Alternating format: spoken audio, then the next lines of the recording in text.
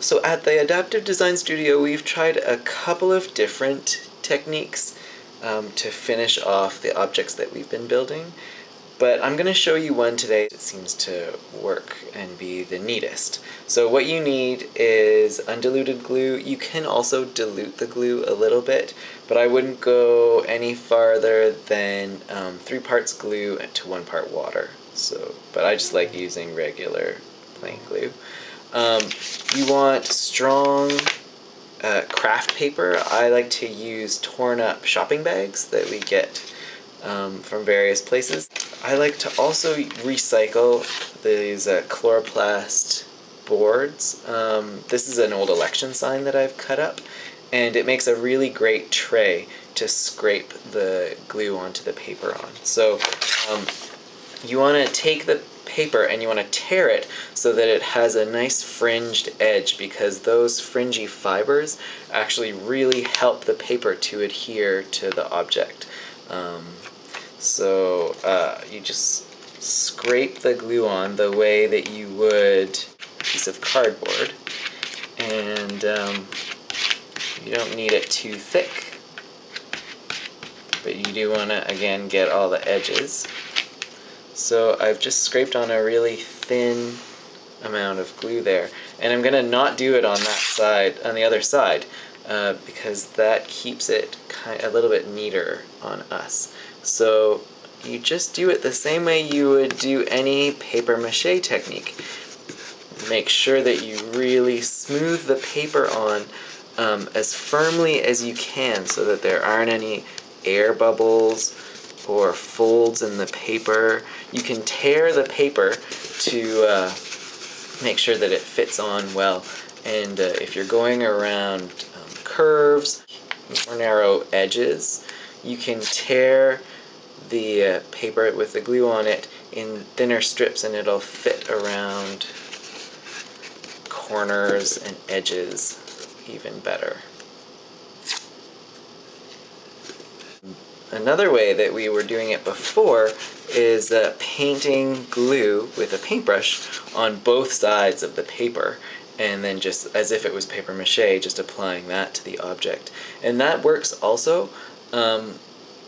And a thing that you might want to try to do if you do it that way is sanding down everything, because once the glue hardens on both sides, the inside and the outside, it makes everything really hard, and if there's any rough edges, it makes it really, really rough. So you want to sand down those edges. So just finish this corner here with this piece. I'm just gonna try to use a bunch of really thin pieces to make sure that I cover up all the edges.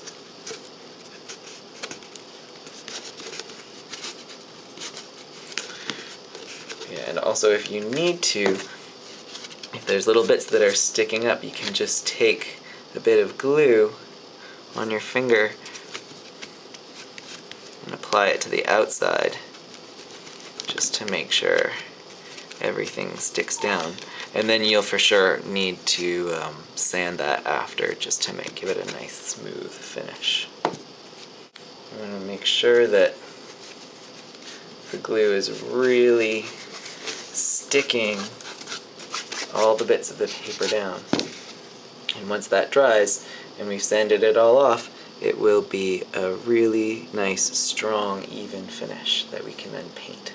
So there you go. That's how we edge and finish off the objects that we make right before we paint them.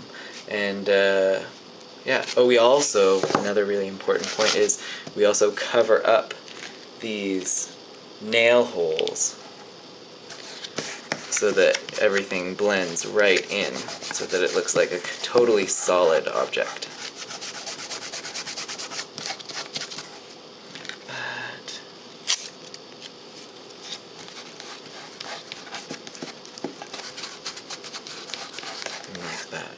Also, if your edges are really rough or they're pitted, there's a couple of things that you can do.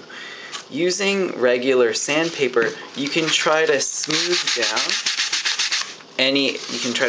down any irregularities like that.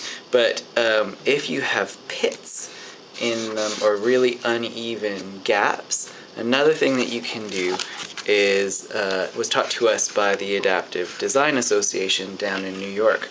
They produce a lot of cardboard dust by cutting up their laminate using power tools. And so we've collected the stuff that we produced with the jigsaw, and you can mix it with just a little bit of glue to produce a filling that will then be really useful to block up any holes that might be in your cardboard.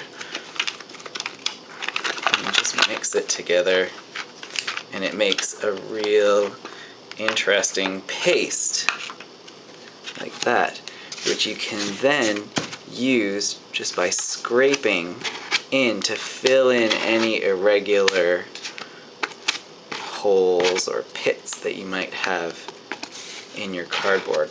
That'll really finish off your edge and make it even. And once it's dried, once the glue mixture has dried, you need to sand it down again and make it really smooth. And then you can finish it with the paper mache on top. So that's another thing that's really great that you can also do. We've also experimented a little bit by using the shavings when we're making dowel nails, and that works also. So there's a couple of other tips that you can use when finishing off your adaptive design objects.